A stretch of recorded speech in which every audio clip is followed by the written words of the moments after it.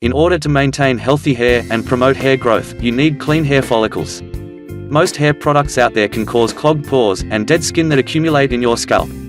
That can cause your hair to look weak, unhealthy, greasy, and leading to slower hair growth or hair loss. Try this simple remedy. It can help to remove dead skin cells, detoxify your hair roots, oil glands, follicles and scalp.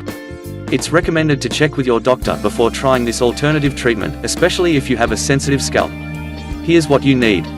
1 tablespoon baking soda, 2 tablespoons olive oil and 1/4 tablespoon cinnamon powder.